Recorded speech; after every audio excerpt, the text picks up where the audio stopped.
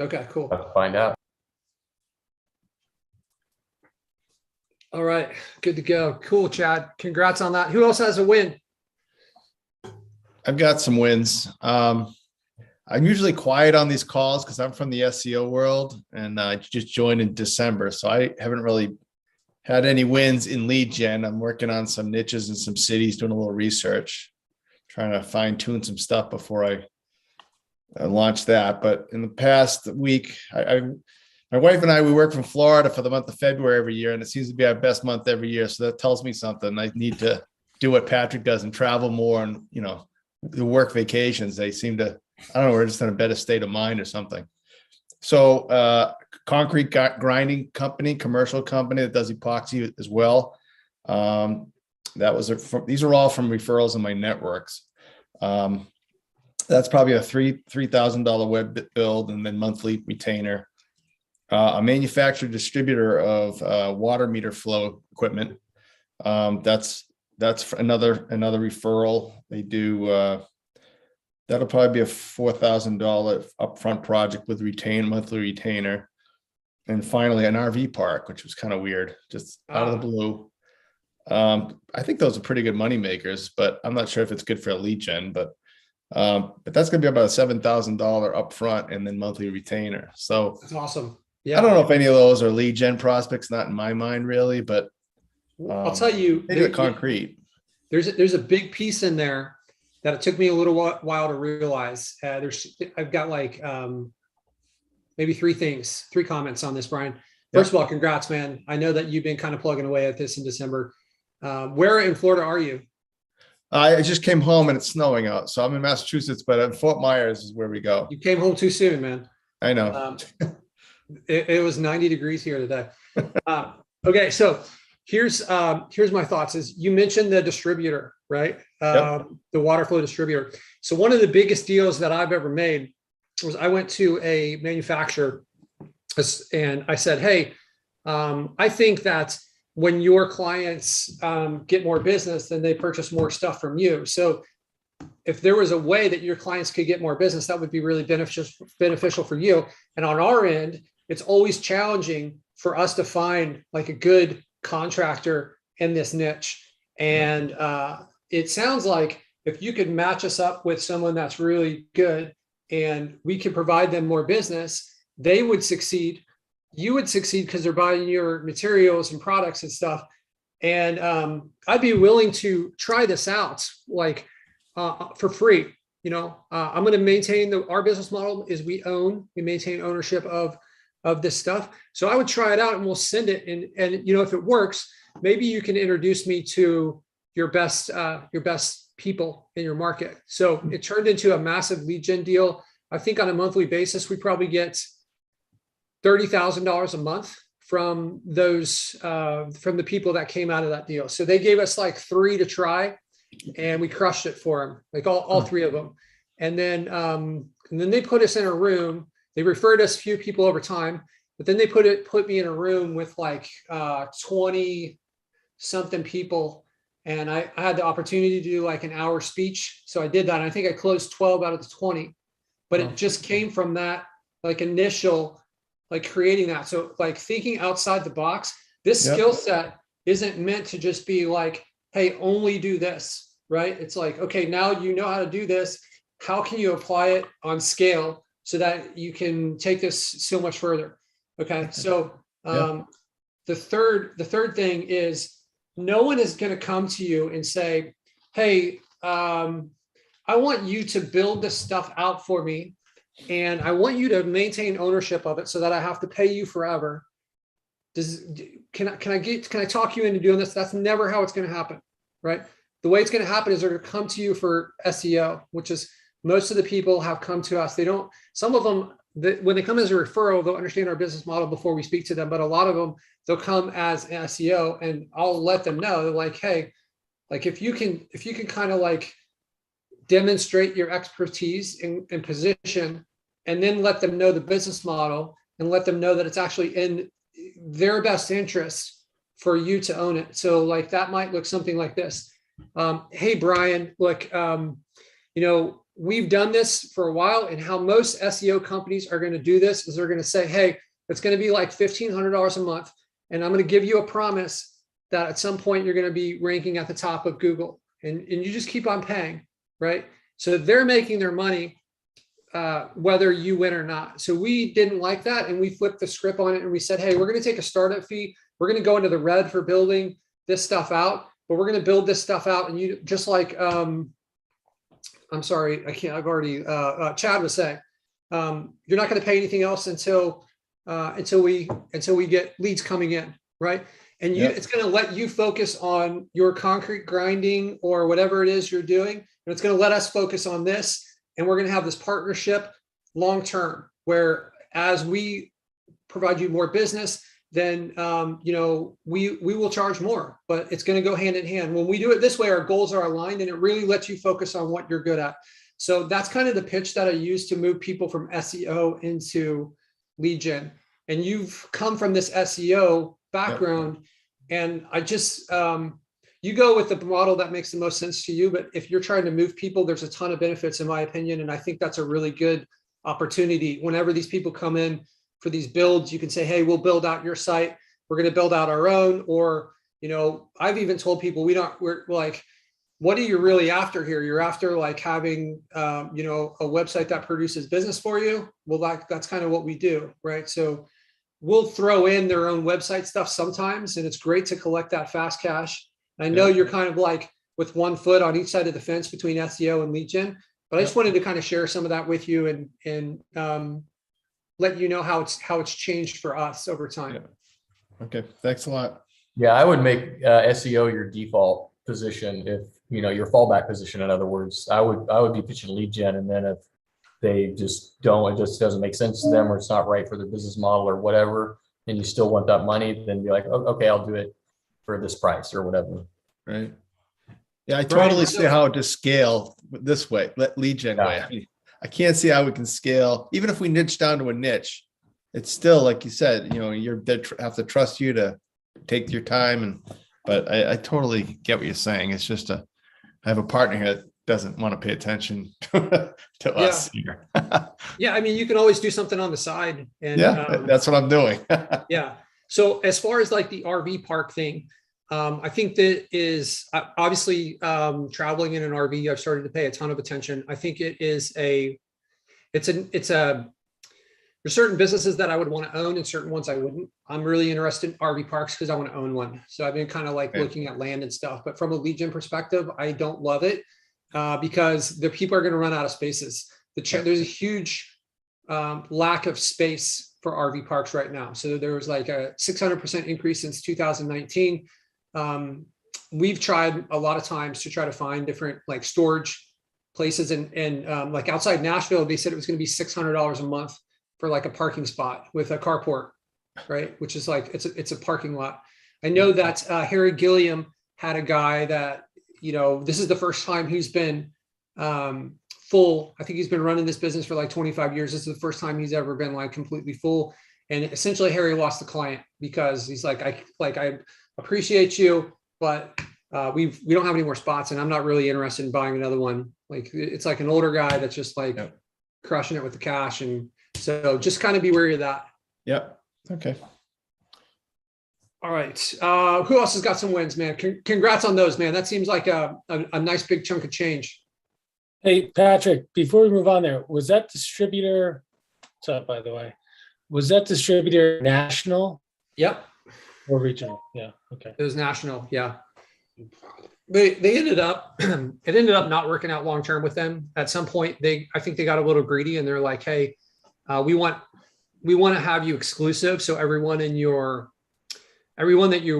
work with in this niche needs to buy our product. And I was like, no, that's not what we're doing. And so they ended up like trying to, they stopped referring people to us, but we lost one client from the people that they had referred when they made that transition. And all the other ones were like, our whole business is dependent on this. So, but I think it's a phenomenal strategy to like, think about the supply chain and see how you can use that as a prospecting method, right? If you can kind of like insert yourself there, it's going to work really well for material-based businesses. Like this could work for like roofing or, like gutters, or so many of these where there's like people buying materials that they have to use in this, right? It wouldn't work as much for something like pressure washing, or like where it's just reliant on a service only. But when someone's like actually constructing something, I think there's also something to be said if there is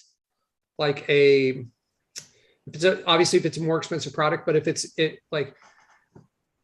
there's like limited number of manufacturers or suppliers, I think there's an advantage there where these people are like they have, and by limited, I mean like 100, rather than like, you wouldn't want to do this with someone that's selling lumber, because you can just like, oh, go to Home Depot, to Lowe's, or something like this. But to have one that's like plugged in with like thousands and thousands of contractors, then it's such a great way to get a warm entrance in there.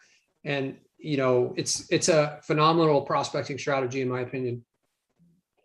Cool. Yeah, I think that would work I got some ideas already. And just to keep the wins rolling, a couple new GMBs live, kicking, all now on the assembly line with the VAs. So I'll talk about all the leads they're producing in like 60 or 90 days.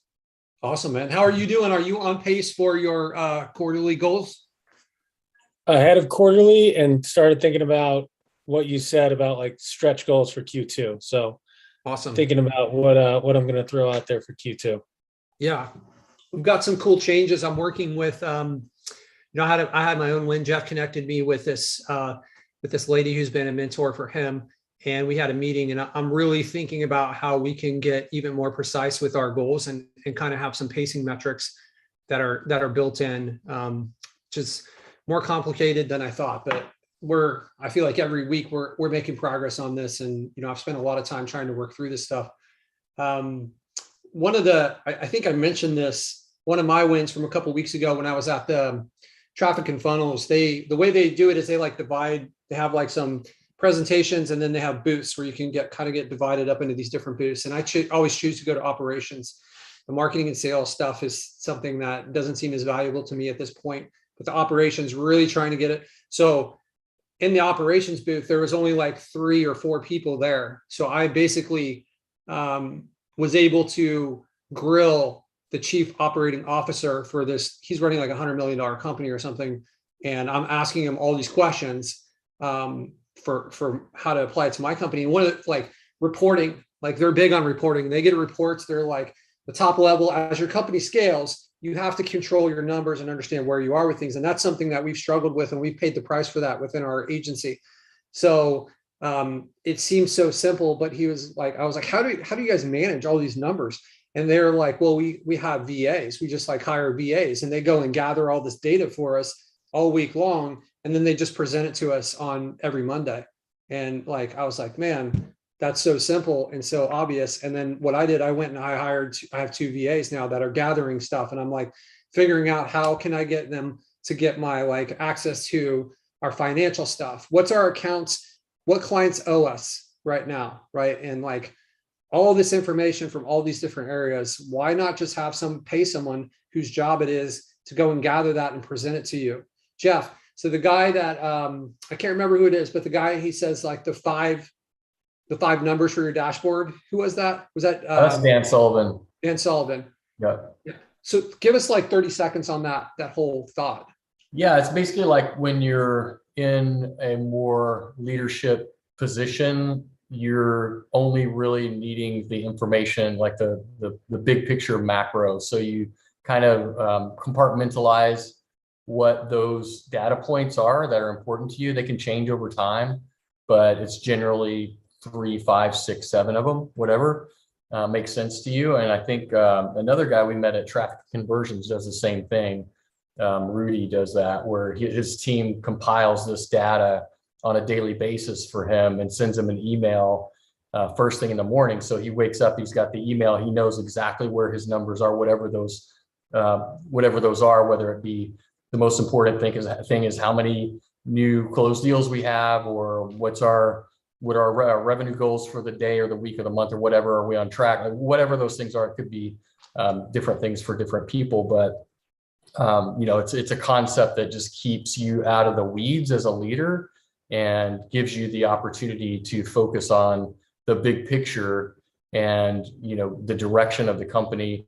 And then if one of those things is off track, like the other thing that happened in Orlando was we saw that one woman, Katie Foote, I think, and, they were off track on some of their goals like this. And she just dug in and had daily meetings until everything got back on track. So you can really, load up whatever's needed to get everything and get everything on track, keep everything on track, and course correct if needed, and all of that. So it's really, I think, an important metric it's an important concept, because if you're just trying to fumble around with the numbers and you're not clear on what numbers are important to you, then you're just going to be stuck in the weeds all the time.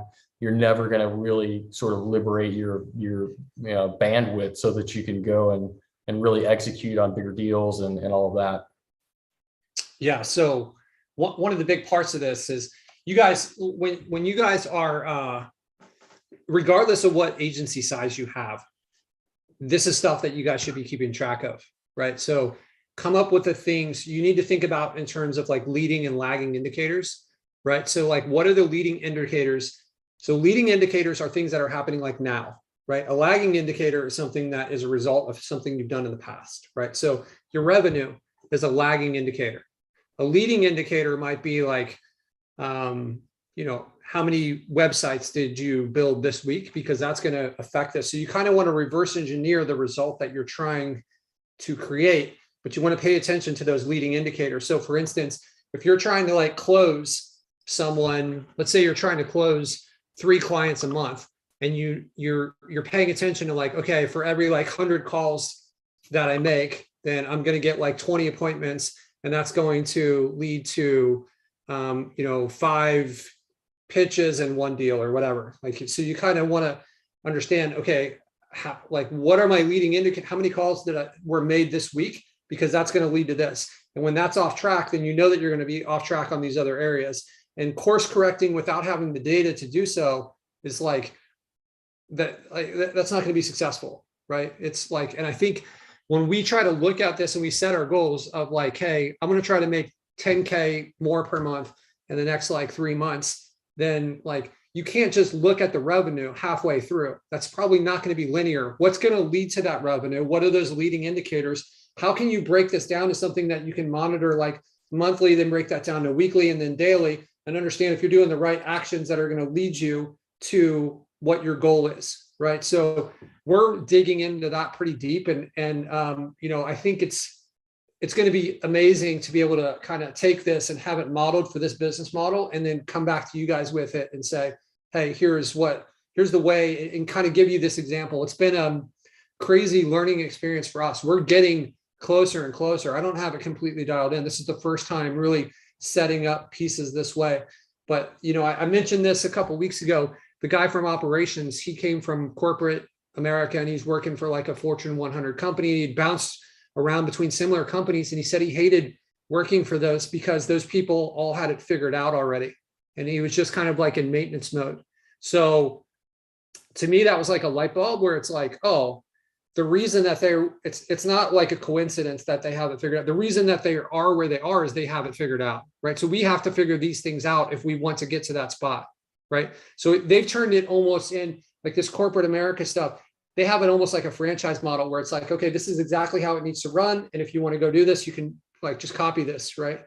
So super cool for that. I see, Patrick, you got a question from a few minutes back. Why will it not work so well for services versus physical products? Because you want to get plugged into like the supply line where somebody is selling the stuff.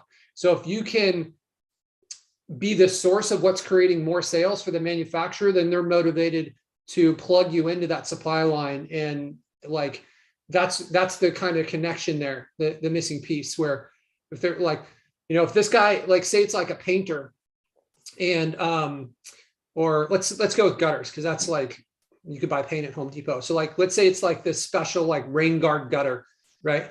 And you go to the person that has this like specialty product and say, hey, I can get your gutter people more sales. And if they get more sales, they're going to buy more of this. So that's where that motivation comes from. Whereas if it was a service, then It's like, what's the manufacturer's motivation for, and like, what are they even manufacturing? And if like, that's the key part, is the motivation for them to connect you with their contractors, because you're going to get their contractors more sales and then they're going to make more purchases.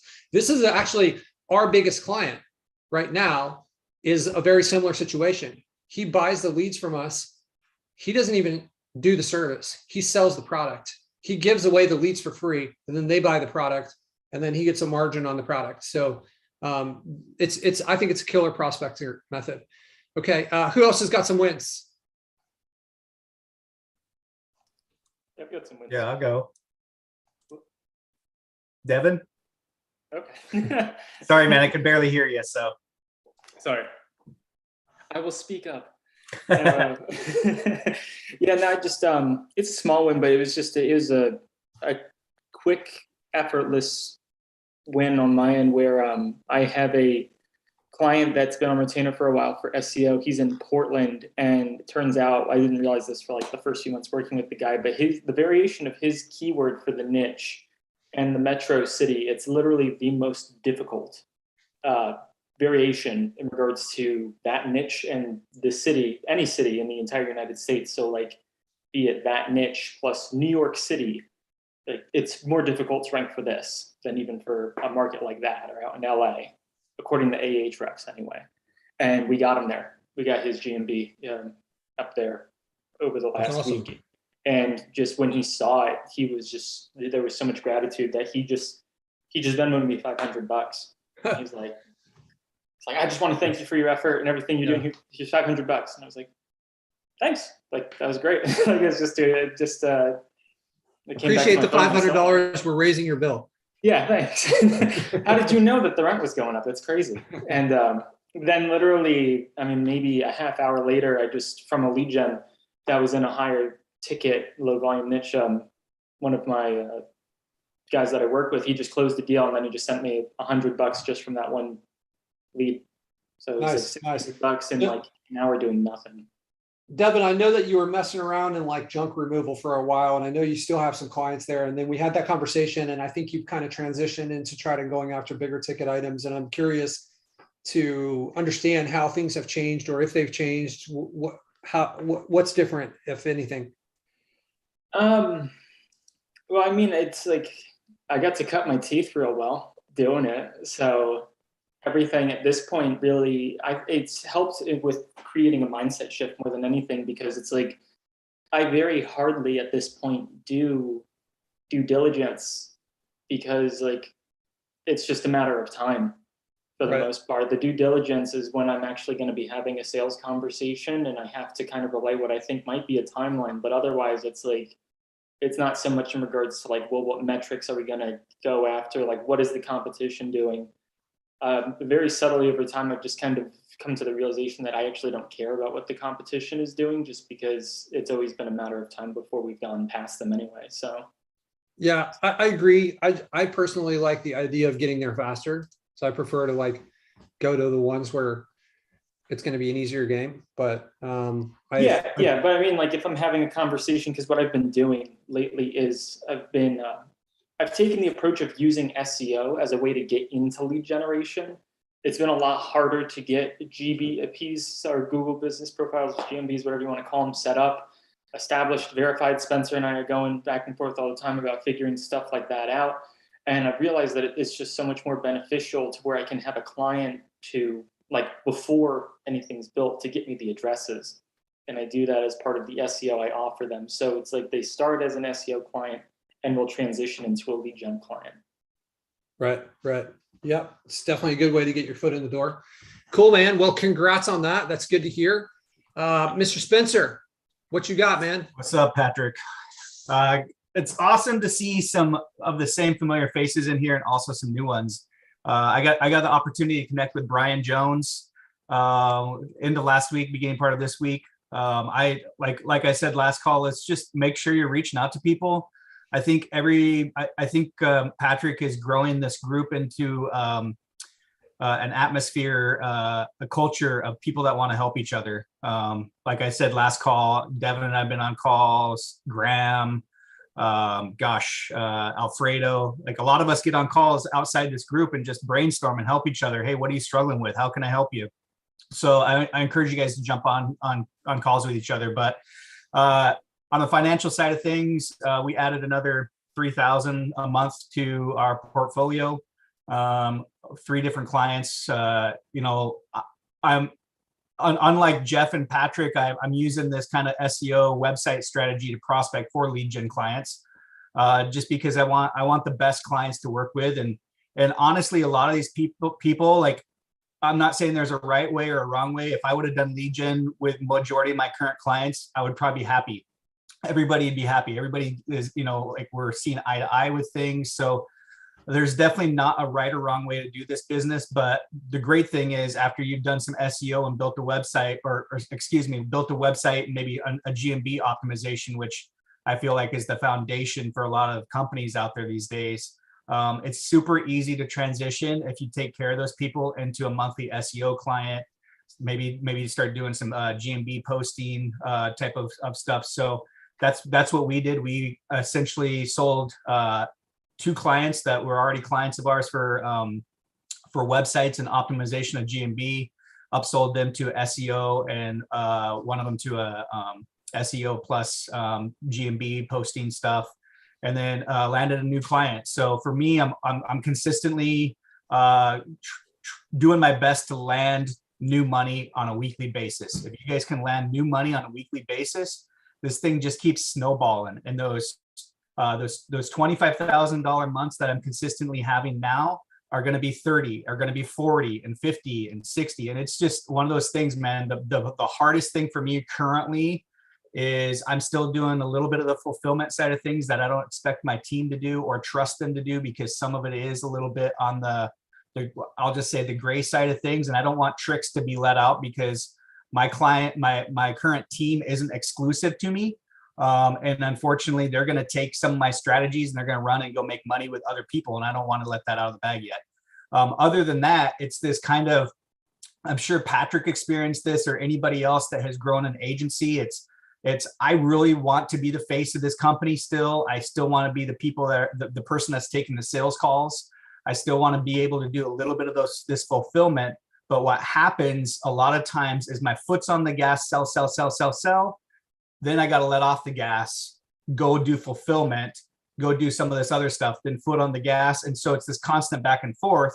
Eventually, once I get this off, what you guys are going to see is another huge growth on a monthly basis, to where I can continually just keep growing and putting the pieces into place in order to start having those 100K months.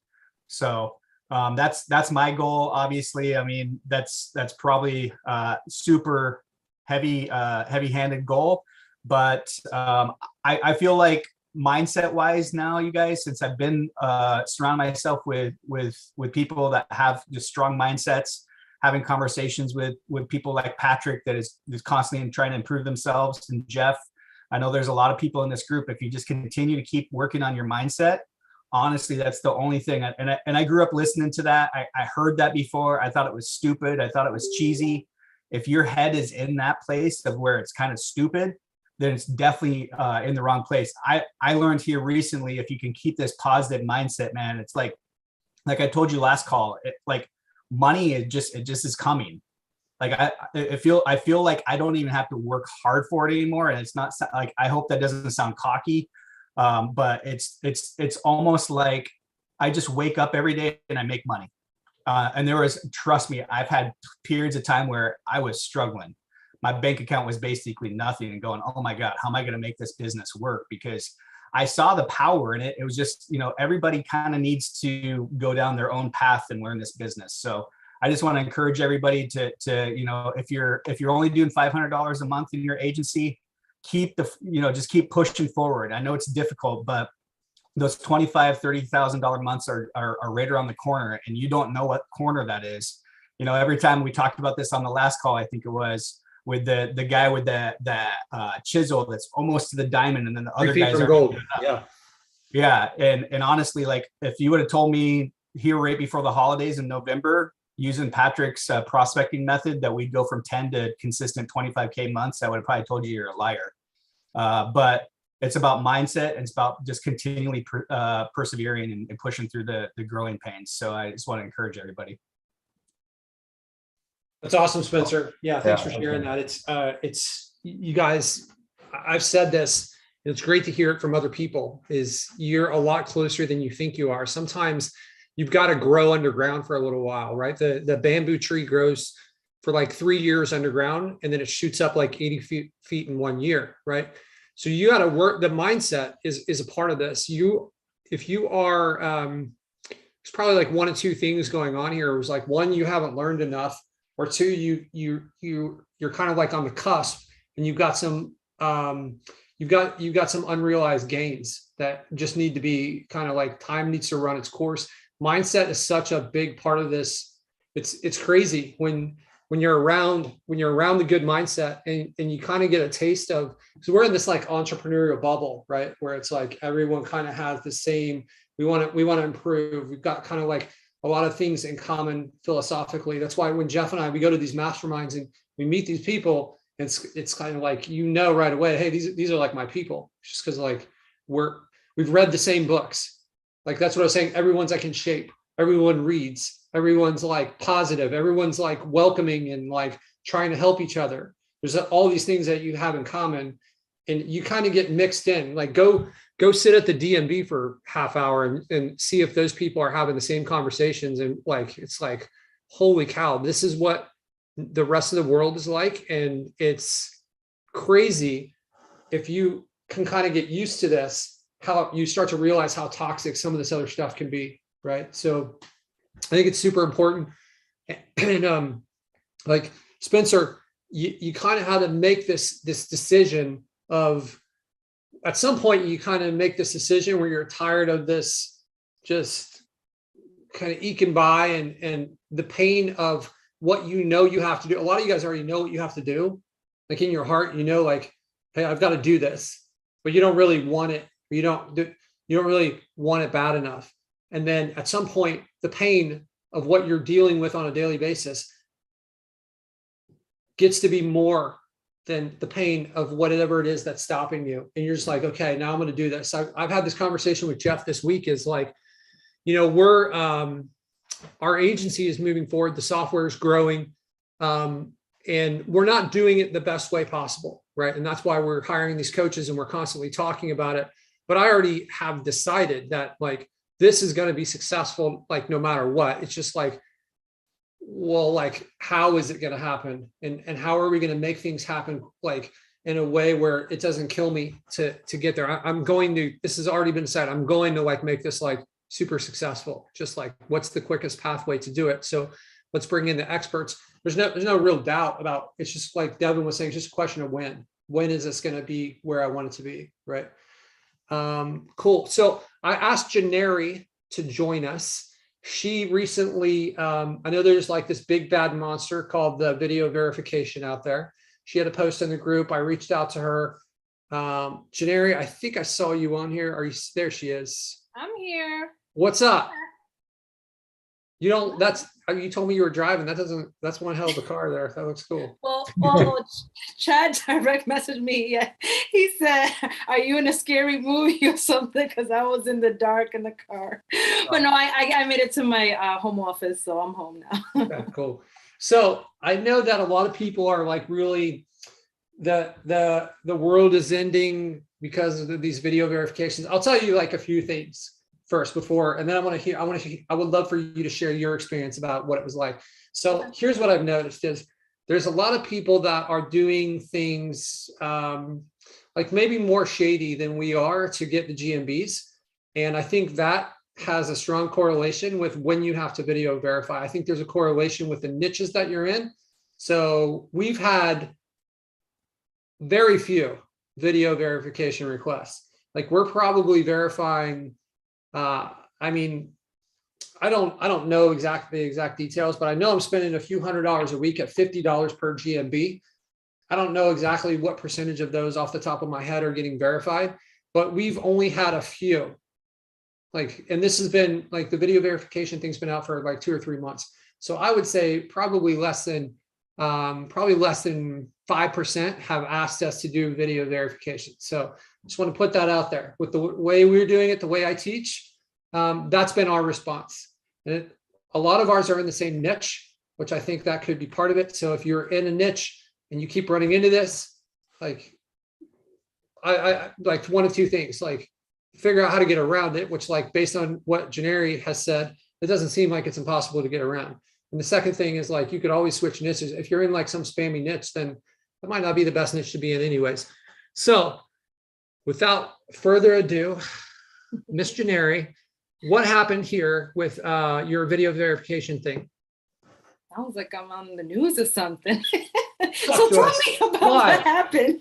So, okay, so this wasn't for a lead gen. This is for my agency. So I don't even know how it happened, but the number was incorrect. So I tried various times to update the phone number that I had listed there. It just never changed. It kept on like saying no, we couldn't verify it. Then I was like, oh, my website doesn't have the correct phone number that I'm trying to update to. So, okay, when I did that. And then I just got like a soft suspension, and it just asked me to, you know, send the postcard again. So I contacted, it was like me that went to them and said, hey, I'm not sure why I just can't update my number. Now I got this soft suspension. Well, I didn't say the word soft, but, and then they reached out to me and said, hey, congratulations, looks like you qualify for a different kind of verification. We could do video. And then that was the email. And then I had to schedule it. Did they give you the option to do video, or they said like, you have to do this? The email was pretty much saying like, this is the other way you can verify. So I could have still gone through the whole postcard, because I had to go in there and schedule the video verification. And I think I waited like 4 or 5 days before I did it. Once I scheduled it, the email does says you use your phone. I also had my address on there, public, like visible. So the email probably by default said, hey, show a sign with your name of your business. So they kind of tell you and ask you what they're looking for. I can upload the email too. I don't know if that's beneficial to everybody, so you guys can kind of see what they asked for. But yeah, do it, because it would be interesting to see. And for you other guys that have dealt with this, I would want to know, is there different versions of this, or is it just like, hey, this is blanketed what they're going to ask for every time, you know? Yeah, and it was interesting. So I was like, so they were like, you pick the time pretty much. I email them back, tell them, hey, when I want the meeting. And I give them 2 dates, 2 times. And they were like, okay, boom, you're scheduled. Make sure you have Google Meet, download it on your phone, because you are going to use your phone. Once I hopped on, they didn't show their face, and I had to show my face. And then she immediately asked me about the sign. And I said, well, I don't, you know, my customer doesn't come to me. I go to my customer. Like, okay, then do you have an invoice? Right? So I'm like, shoot. And then I just started my partnership with my boyfriend. So I haven't transitioned to that point yet. So I still have from my old name of my business. So I'm like, shoot. So then I was like, wait, I have a contract. What, does that work? And then she's like, yeah, okay. So I send her a contract. Now this contract, granted, remember what we do. I do GMB ranking services. Like I don't do the SEO stuff, but I kind of do a little bit what Spencer does, where hey, I try to lead them through the GMB ranking and whatnot, and then I can do the lead gen for them if it qualifies, right? So I end up sending, so you have to email it to them. They don't want to see, you know, you don't show them your screen, nothing like that. They want you to respond to the email where you scheduled the call, right? And you email them a document. And then she says to me, hey, okay, it's going to take about 24 to 48 hours for it to go live. Few hours, I got notification and email saying, hey, congratulations, your list's back up. And that was it. And it was so like direct. It was like, nope, I just need to see your name of your business on a legal document. So it was either an invoice, or if you have a DBA or a license, anything like that. As soon as she saw that, she was like, okay. Because I think you're right, Pat. I think there's so many other people out there that are doing way scammier stuff when it comes to the listing, that they just want to make sure you're a real business. Right. So when it comes to the lead gen, that's why I was like, you know, maybe get in the habit of creating like contracts for that lead gen and put in the name of your business and getting a DBA if you can, you know. So you don't have to do the video verification, but at least you have documentation to back it up and secure your lead gen, because it is a business, right? It is a real business that you're doing. Right. So theoretically, for our lead gens, one could potentially print off an invoice that has the name of their lead gen on there and mail that over as a part of this video verification. So you said that you had to sign into an application to have the call. That was like Google, what was it? Yeah, the Google Meet, like G Suite has that. Okay. Typically already comes with it. That's how I kind of do my meetings instead of like Zoom. And you just download it on your phone and that's Okay. it. Mm-hmm. I just wonder if they're using any type of, do you have an iPhone? I do not, but I will say that I know what you're talking about. Are you going to talk about location? If they're probably trying to match the location, that's the only thing. So with the lead gen, I was thinking, I'm like, do you have somebody in that area to do it if that calls for it? The same person that verifies it, but then I don't know.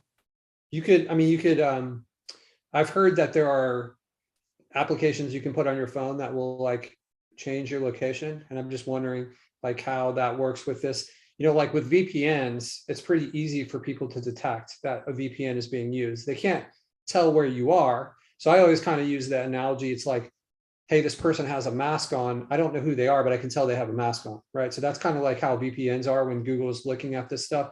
I don't know how that applies to this application and the phone stuff, but I imagine that you could pretty easily get around that location thing if that were the case. It'd be interesting to test it, be in the wrong location and just say, like, try it out and see if they reject it and say, okay, that'd be really. I also want to know, I'm sorry, Pat. I also want to know, she kept on saying the name of my business. Like she didn't ask, like the documents I sent had no address on it, actually. I don't think so. I don't think I had an address on it.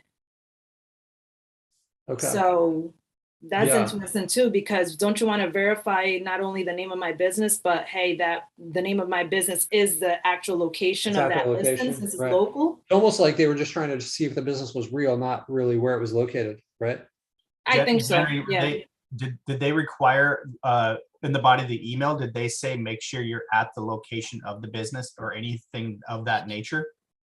You know what? Let me go ahead and because I'm kind of curious if if they don't state that in the email, like you're a service-based business, let's just say an HVAC company or whatever it is, like how would a person know they needed to be there? Like if they just get an email, oh, I'm sorry, I'm heading to an appointment right now to, I didn't realize I needed to be at my place, and because I think that's kind of a silly requirement. But I mean, unless they state that, I mean, Patrick is right. They could be pulling some GPS location. Well, remember too that initially my listing had the address of my home office. So that's the reason I think that email came out. Hey, let's show me a sign, show me something that shows the name of your business outside of the building. Like I'm pulling up the email now, but I'm assuming if it's service-based and you don't have your address out there, maybe it's a different email and they'll require, hey, just show me documents, whatnot. It seems like a defaulted, like it was like immediate automatic kind of email. So all the communication happened through the Gmail account that's associated with the GMB, right? Correct. Yeah. So you weren't going back and forth through like some like agency branded email account either. No, it was my agency. It's my agency email. Right, but it was like, so it was like at Jannery at jannerysagency.com. Is that the email you were using, or was it like? No, I used my actual like info at myagency.com. Okay, so you weren't using the email address that's associated with the GMB, where it's like, we create this like, whatever, jannerysagency@gmail.com, right? To set up our GMB for your agency. Like that's the typical.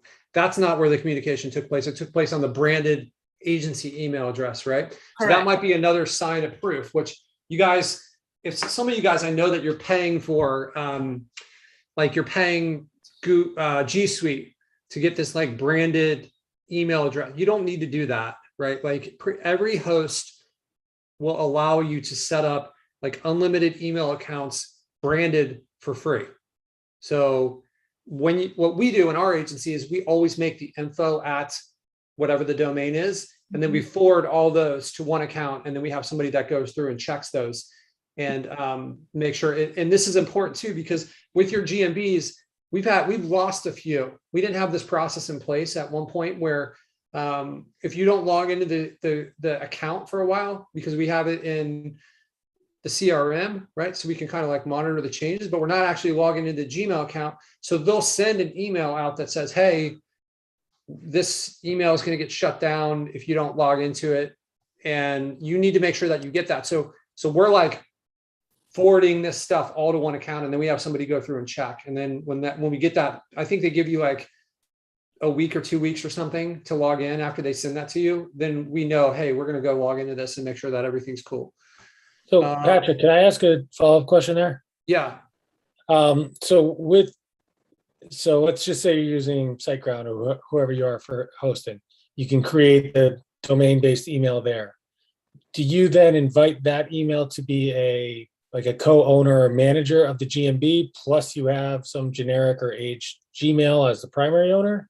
Or what's that relationship like? Does that make sense? So generally we are putting that domain email address on our actual website as like, because you'll get these quotes, except like if you guys don't have an email address on your website, you should add it, because what's going to happen is like these big quotes where requests for bids, they're not going to be able to put this stuff into a form submission. And a lot of them will just like pass you over. So a lot of times bigger job opportunities will go through that. So we put that on every account and then we forward that one to one. Separately, we'll set up GMBs on each different Gmail account. Like you should have all your GMBs should be on a separate Gmail account, right? So we take and we forward all of those. I don't know if it's the same email address, and we just have someone on our team is going through and checking and looking for issues, right? So we're looking for, I would actually recommend to separate those out and say like, hey, these are like the leads that could come through here. And this is the forwarding of all the Gmails. So that you need to monitor that and make sure that you're logging into these accounts. So does that explain it, Will?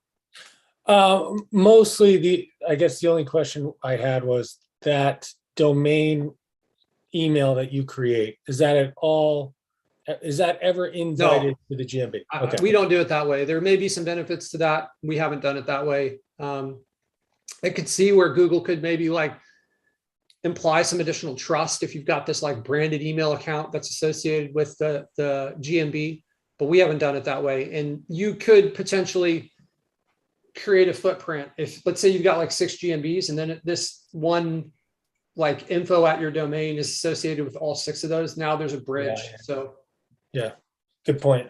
Okay, cool. Thanks for clarifying. Just real quick, Patrick, Will mentioned earlier or in the chat that, you could say that you're in the back office or whatever, but I think that's a good point that so many people are working remotely now due to everything that's happened the last couple of years. It's normal. And if we just normalize that when we're on the phone with them and be like, oh yeah, of course we're not in the office. Like, why would I be in the office? Maybe yeah. that's you could simply be like, look, I've grown this company. I've got a crew of people. I'm in Mexico right now. I'm hanging out with my friends. Why would I be there? Like the way I've set this company up, I can work anywhere. And then see, I think it would be really good to test the waters and say, like, if they say, well, I'm sorry, you can't do this, but you need to make them say that before you assume that that's the case, because everything gets way easier if that's not the case. And like, I think from the beginning, people are assuming that we have to be in this location. And then you got to really understand the rules here on what this is before we try to build the strategy to deal with those rules, right? I wanted to add actually, because now I'm looking at the email, and I forgot, she also had me show her my workstation pretty much. And because I said, it's an agency, obviously, and I said, I work from home. She said, can I just see your desktop? And I just did this before then. I put my logo on behind my desktop, as a screensaver, just in case. And then I just kind of quickly showed her. It was really quick. She just wanted to see it and that's it. And this was like done. Secondly, I'm reading this and I guess I missed it, but it says to join the video call on your computer or mobile device that you plan to use for the video call, and it says install Google Meet. So if you don't have Google Meet on your laptop or your phone, then you install it. I must have skipped the computer. So it looks like you can do either or. And then it says you got to register your Google account with Meet. So you would use that email of your lead gen or whatever it is, right? To register that Google Meet. So you got to be very careful with that you're not signed into all these other Gmail accounts and you're only signed into the actual account where the GMB needs to get verified, right? Yeah. And then it does talk about if you use a vehicle to get to customers, you can show us the license plate of your registered motor vehicle and your business logo on the vehicle. So that's another way in the contractor space, right? If you quickly put a sign up, I guess, and show that. And then another thing they asked for was, so if you service your customers at your site, you can show us the tools and instruments that you use to work with customers. So in my case, that's why she asked probably for my computers, like my workstation, because that's what she said, can I see your desktop? And I just showed her that. So this could get more complicated if it wasn't for an agency then, essentially. possibly. And it also, it could, like, it's also good to know that you have the opportunity to do this on a computer. So the way that you may get around it is, like, if you're doing it on a computer, don't be signed into a VPN, but be signed into like a proxy. Proxies are completely different than VPNs, and that would be a way that you could potentially change the perception of where you are. Yeah. And then at the bottom, lastly, and I'll let this be, is for other verification options you can learn more about, and it has a link to other ways to verify. So you can still get, the postcard, I assume. You don't have to go through the video verification, but, I don't know if you miss, lose the mail you use, or I don't know how that would work for people. Right. And I mean, what's the expectation on the technology level of these? Like, let's say it's a plumber who's just like running his own company. Is he going to have a webcam and like all this other stuff? Like, hey, I've got a flip phone, right? What I can't have a plumbing company. There has to be a way, and that could be. I think my point is that it seems like it's not nearly as scary as it originally seemed to be, with like this information combined with the fact that you can just click that button and choose another one. Between all these different variables, it seems like there's always going to be a way to get verified in the current version that they have it. Yeah, 100%. I think they're just trying to scare the scammy people out, to be honest, because they're not going to get on a call. They're not going to do the video. So it's going to scare them. Right. That's good. Let me ask you this person that you're talking to, were they in the United States? Nope. Were they Indian? Yes. Okay. So like from a poker positioning standpoint here, you need to trick somebody from a different culture who is not super familiar with this, who is, you need to trick like a minimum, like my experience when having these conversations with these people is I'm talking to like the lowest rung on the ladder that doesn't really care. They're just like trying to check boxes somewhere. And that's who we need to get past to make this work, right?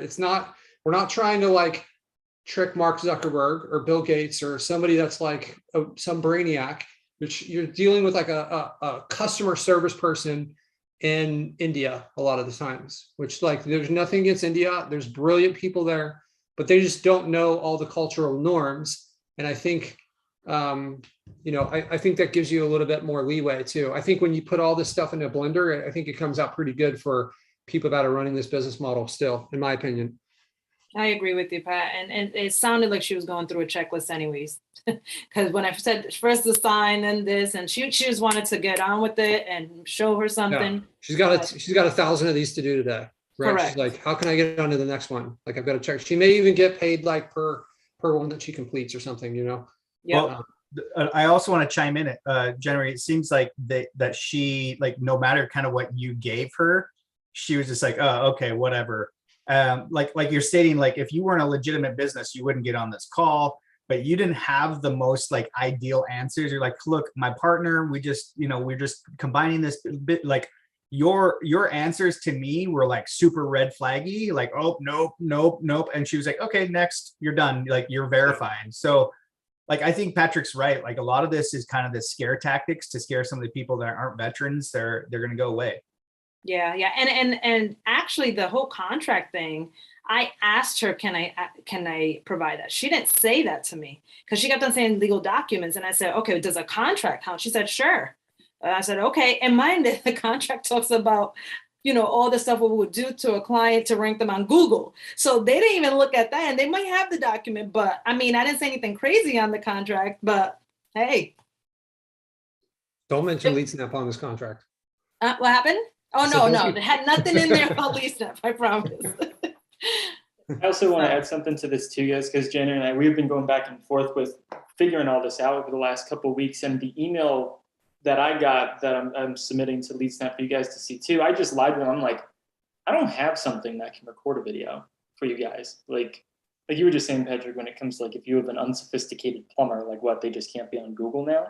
So in the email they sent back to me, I found it said, not excited about video verification. If you'd prefer not to verify by video call, please let us know. We'll wait to hear back from you before taking any further action, and we'll share other ways in which you can provide us the required information. So. Yeah. I copped a video verification once because I was up to some very, very nefarious activities. I was being a very naughty boy on Google, and I was pushing the envelope with instant verifications, and I was jumping from location to location with a Google domain, and finally caught up with me, and it was like, you're going to video verify now, dude, and there's no other option. So, then I just burnt the domain. That was the end of it. But yeah, you can sort of push the envelope. That's what I think part of the trigger is for this, is when you're doing stuff like that. And we basically, in our agency, we came up with a way that works, and then I'm just going to repeat it until it doesn't work. Right. And I think that's how you guys should run your businesses in a lot of different ways. If you have got to $500 in your agency, do the same thing to get to 1,000, then do the same thing to get to 2,000. We don't need to, like, if we're over there and we're like shooting from the foul line and we're scoring points, we don't need to kind of start throwing in crazy hook shots from behind the backboard, right? Don't do that. Just do the same, be boring. Be boring as shit with this and just constantly repeat it until it doesn't work. Like, when you can start to add on some other pieces, but I think a lot of you guys get sucked down this hole or this other one with things you've already got a working formula, right? And it's frustrating to see, right? You don't see like any of you guys watch the NFL, and like when the run game's working and they're just like I go, Graham, you're in Australia. The NFL it's football in America, right? So when the run game is working and they're running it and it's working, they're not like, okay, let's start throwing the ball now. No, they just keep doing it. They're going to make the person stop them, and they're just going to beat it into their head all day long. And we need to take that same methodology in our business, right? So not that I'm saying like, hey, Graham, don't do the nefarious stuff. It's good to play around and engineer it, but like, I think it's good to get to $10,000 a month, $20,000 a month, have everything, like, get to the spot where you want to be and everything is cool. Then you can start to tweak it, and maybe that can help you go faster. But if you're stuck and you've got to 500 or 1,000, now's not the time to try to like play with things. Now's the time to repeat and master. And then once you've got that mastery, you can start to introduce some adjustments. I've seen so many, and I did the same thing. This is coming from personal experience. It took me, like I said, 2 years to get to $4,000 a month. And I'm like, I went to an event and I saw these people doing $25,000, $50,000 a month. I'm like, what am I doing? Why are these people ahead of me?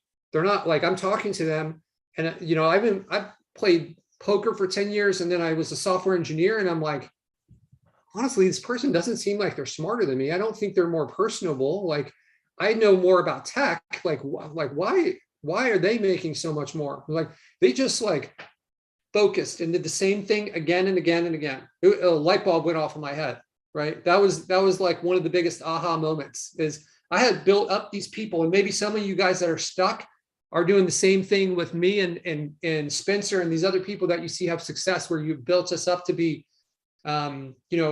super smart or somehow more capable of accomplishing this stuff. I'll tell you, the basic of what this is so simple.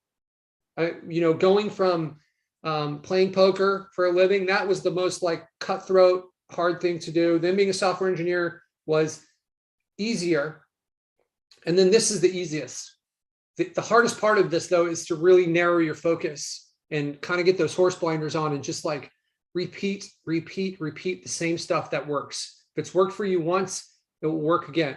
If you've got $1 coming in, you can get to $2, right? And just keep on multiplying that, right? I don't know if you guys are resonating with that, but for me, that was like one of the biggest moments in this journey, was just that realization. Cool. All right. Jannery, do you have anything else to add about this video verification? Any final tips? No, I mean, we've pretty much covered it. Like, don't overthink it, and don't do, I would say this: when you do your lead gens and you're doing these GMBs, just do it right. So you don't have to keep playing around. Because the only reason this happened to me was because I went to go change the phone number. If not, this wouldn't have happened to me probably. And I know it probably depends on the niche as well. So, make sure you have the right number and all that good stuff, the name, do your due diligence correctly before you go on there and put that up there. Because if not, this might happen. But either way, if it does, just make sure you have everything in place with the suggestions of any, DBAs or any documents or anything that is going to help you, get verified and not have this problem. But with what you just said, though, I will say this. I want to remind everybody the power that we do have with these skills, because we started doing like actual trials, not with the lead gen, but with the GMB ranking. And because it's so powerful, the GMB heat map to kind of show that. And when people see that, we already know, Spencer knows, and a lot of us know how the business owner looks at it and it's like, wow, it's like out of this world. Like, what is this? And I can't believe this happened. We have a new client, local, because we've been trying to kind of work more with local instead of just trying to go everywhere, and helping the local businesses. And they're a massage therapist, and it's an easy niche, so it's really like underutilized. And it's two women, and they got scammed before, I guess, and didn't do anything, paid an SEO company or something like that, $1,500 a month. And in 2 weeks, she texts and says, I don't know what you're doing, but keep doing what you're doing. We're halfway booked in March already. And that's the power of what we do. And we was just getting started. All we really did was optimize the GMB. And we haven't even completed like citation or anything like that. So just getting started. And what we're doing is at the end, we have a call with the client, see how everything, show them what we did. And we do a very small piece of what the actual campaign would be for GMB ranking. And the ladies signed on. We're doing a 6-month contract, and they're doing mobile massage. So we're doing lead gens for that. And just want to remind you guys, about, what we do is different than most marketers, I would say too. And what we have with LeadSnap is powerful. They're not showing this, they're not showing this to their clients. So just want to remind everybody about that. And that was my win too. I guess I'll share that. Yeah, that's super cool. That's one of those ones that would be, I've kind of like thought about it for the arbitrage model, is like getting the mobile massage stuff coming in. I know that you've got this set up through SEO, but theoretically, if you had mobile massage coming in all over an area and you had a receptionist that was answering the calls, you could basically be taking a payment and sending somebody out there and like taking a cut. And that would be a pretty easy business to scale, right? To say, yeah. Like, that's our plan. We're trying to own mobile massage. We're not even, the lead gen has shifted for us. It's more like owning the business, and then kind of the arbitrage model, and then working with them. They're actually trying to franchise and all that stuff. So yeah, and it's very low hanging fruit. So yeah, that's cool. I like it. Jannery, always a pleasure. Thank you for sharing. Oh yeah, thank you. Anything else? Anything else? Any other words of wisdom? Just get shit done. Just wake up and get shit done. Don't let your mind get in the way. Don't let the personal shit get in the way. Just 5, 4, 3, 2, 1 if you want. Mel Robbins it. You know what I mean? Like, just get it done and keep working on yourself, because like you said earlier, and Spencer was talking about this, mindset is everything. You know, I there's no entrepreneurs in my family like that. You know, I come from a very poor family. So like, I'm the one like I made it, you know what I mean? And I still have a way to go, you know? But I use that to fuel me, right? And keep going. And I have a lot of work to do. I'm reading Traction, by the way, as well. Because I think I told you, you know, when I was reading it before, I didn't finish it. But I'm setting everything up because I have things set up, but just not as organized as I would like it to be. You know what I mean? So the Traction book is great. So, but yeah, that's it. Just get shit done. Don't overanalyze it and keep rocking. I'll tell you the real value of a book is so dependent on like the time of when you hear it, right? I think when you and I were talking earlier this week, and we were talking about this, where the first time you go through Traction, it may not be the medicine that you need at the time, right? And then you go through it again and you're like, holy cow, this is amazing. It's really dependent on where you are. That's been so true with so many books.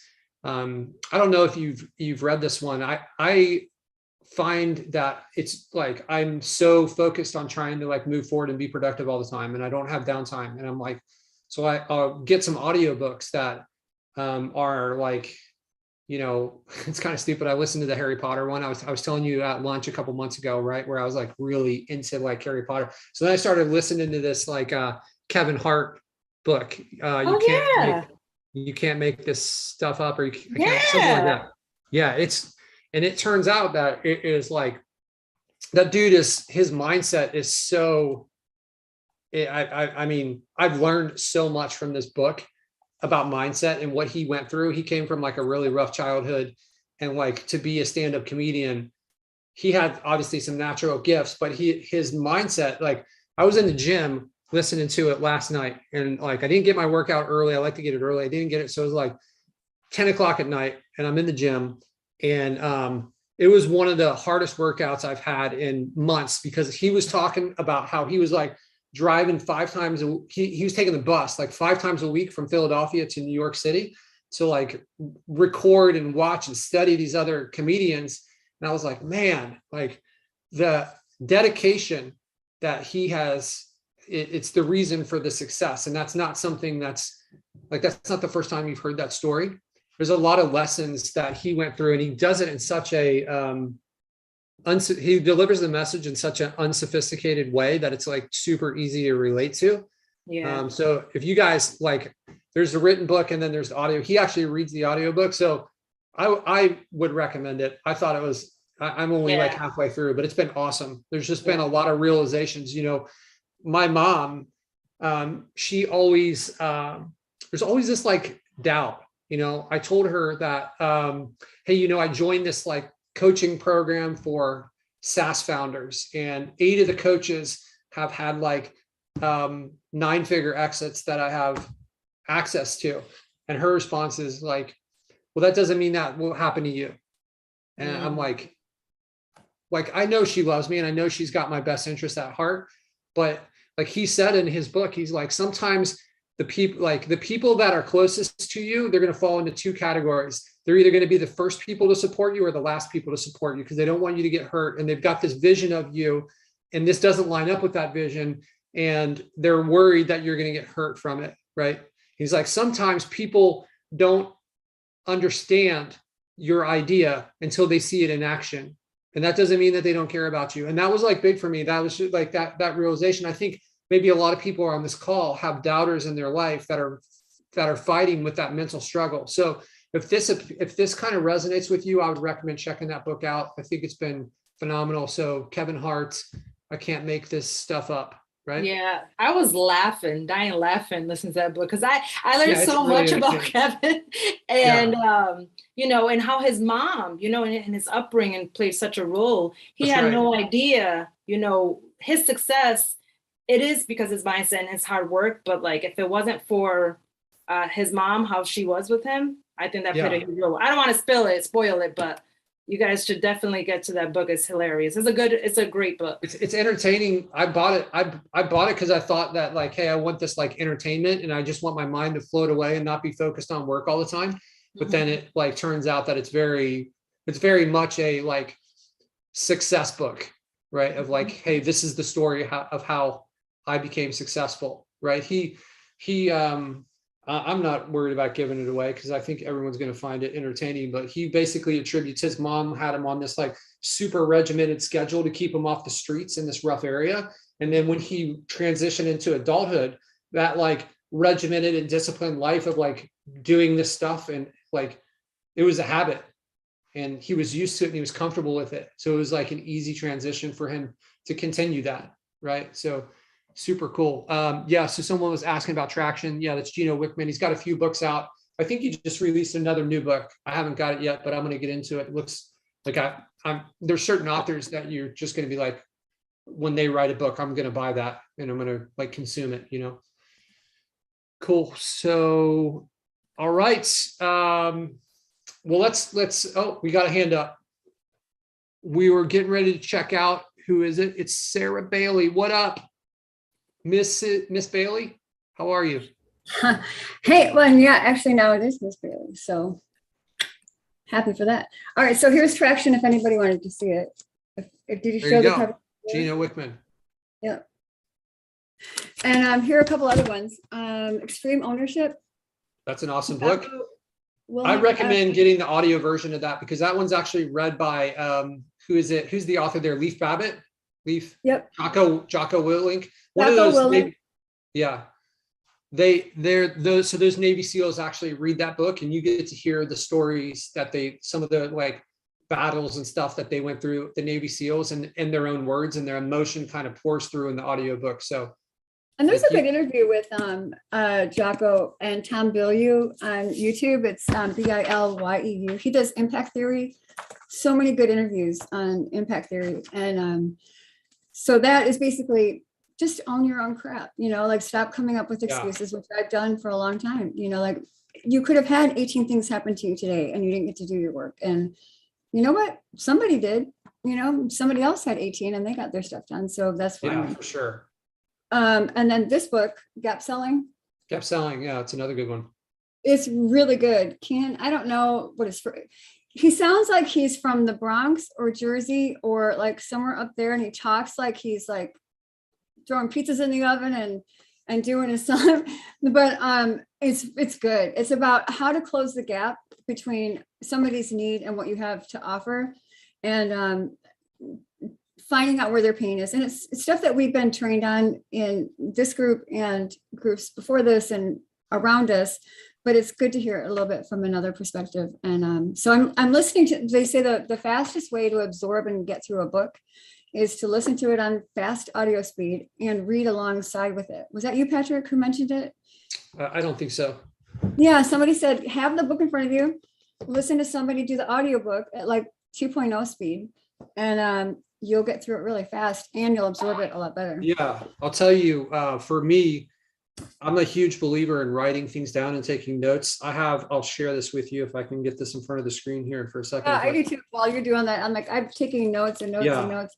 I mark up my books when I read them so I can just pick them up. Because, you know, like when you, from the mind to your fingertip, when you handwrite, it's like, it uses 12,000 different reactions in your body to get just from your mind to your fingertip or when you write. And the impression of pen on paper sears it into your brain more than if you're typing or just listening. Sure. Yeah, it like triggers other parts of your brain. So I like one of the things I struggled with before is I would take notes in notebooks. And then when I wanted to review it, I would have to we're traveling and I don't always have the notebook. So I bought this. I'm trying to get Jannery to get one of these, this Remarkable. So you can kind of see. Oh, is that for the Mac?